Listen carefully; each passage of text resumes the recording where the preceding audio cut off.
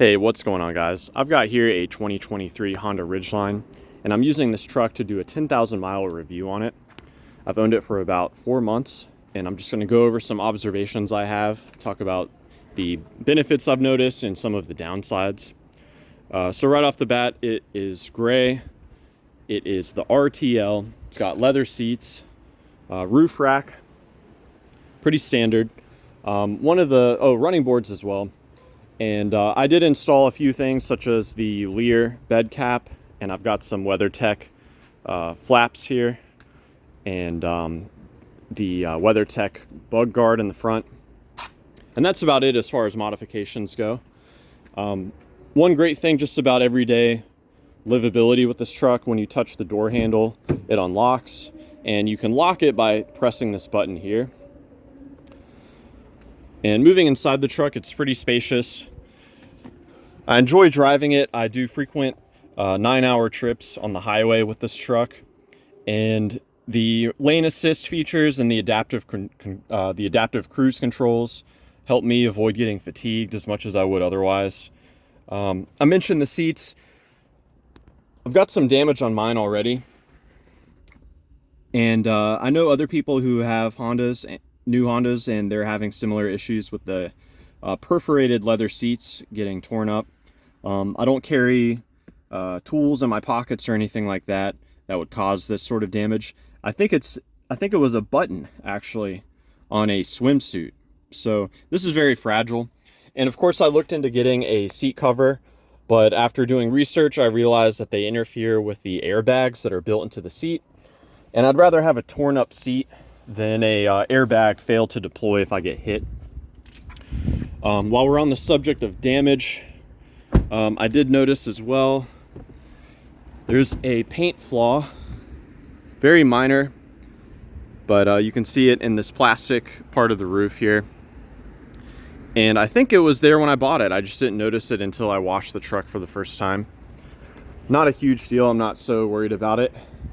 And if we go, after my first highway trip, I got a very minor chip in the windshield, and it's starting to grow. There's some cracks. Let's see if I can get you to focus on that. Here we go. It's starting to spider web, and I'm gonna put some epoxy, hopefully keep it in check. Otherwise, I'm probably in for a substantial replacement bill, because these windshields, they have a camera built into them. Can't quite see it because of the glare,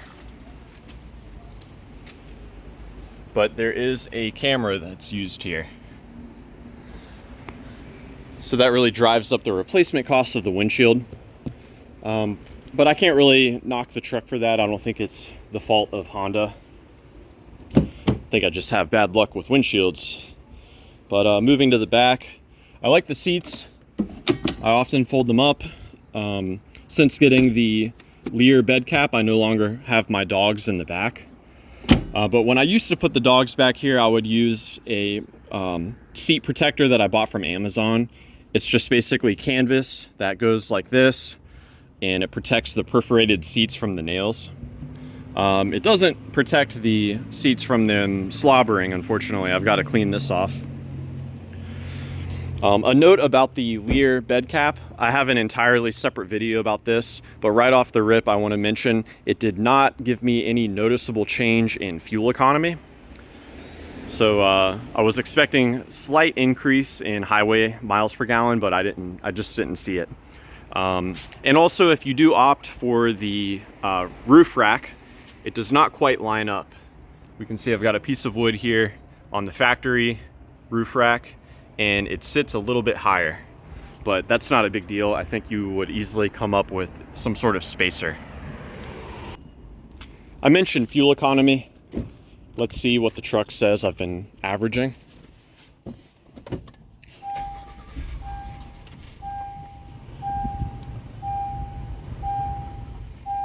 So for each trip monitor, it tracks its separate fuel economy.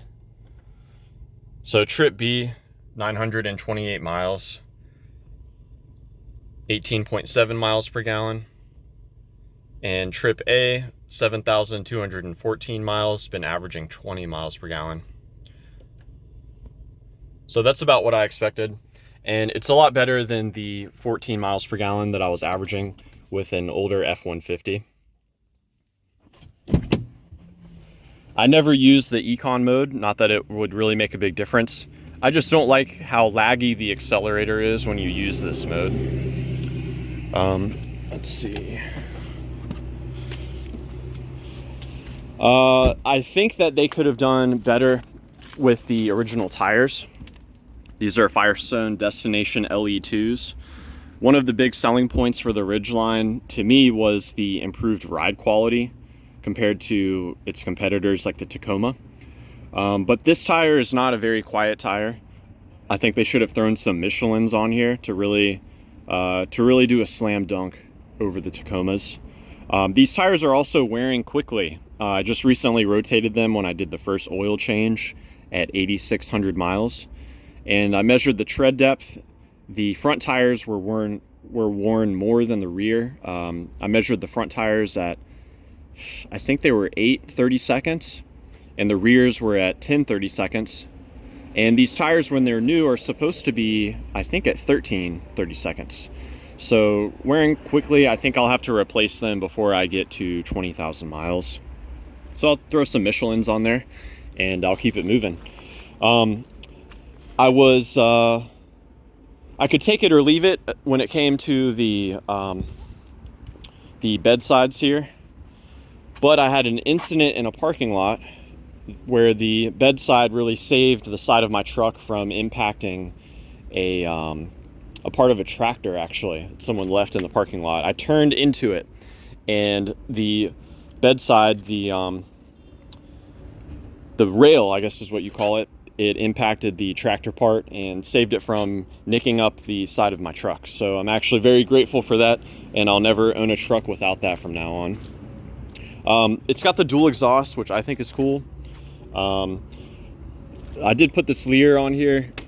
I'll talk more about that in a different video, but I just want to quickly point out, even with the Lear cap on, you can still open the trunk fully, and the trunk I think is great. I wish they would go back to the first gen trunk design where you could fit a full-size spare tire where the mini spare is installed. I would like to have a full-size spare, and I would actually like to replace all of the rims. These rims are kind of heavy. They're close to 29 pounds, and you can get replacement rims that are about 22 pounds. So I'd like to get the 22 pounders on there. There's some Michelins on there. The truck will ride a lot smoother and probably get slightly better fuel economy and a little bit better braking performance. This truck can supposedly tow up to 5,000 pounds. This is the all-wheel drive Ridgeline, and actually every Ridgeline that you can buy now new is all-wheel drive, and the all-wheel drive Ridgelines are rated higher. The front-wheel drive Ridgelines I think are capped out. The towing rating is 3,500 pounds. I've not towed with this yet, but I have evaluated the braking performance, and I think that the front rotors are a bit undersized. For something that can tow 5,000 pounds, I would hope to see a bigger rotor than that. But you know, time will tell. It is kind of thick, but just the diameter of the rotor I think could be a little bit improved. But yeah. I like the headlights. They're not adaptive, but they are pretty bright. And yeah, overall the truck is probably one of the best trucks I've ever owned. And hopefully it will give me some trouble-free mileage. Got to do a timing belt at 100,000 miles. I'm already 1/10 of the way there. But I think the timing belt on these is fairly simple. One thing too, this engine, you have to adjust the valves. So I'll be doing that when I replace the timing belt.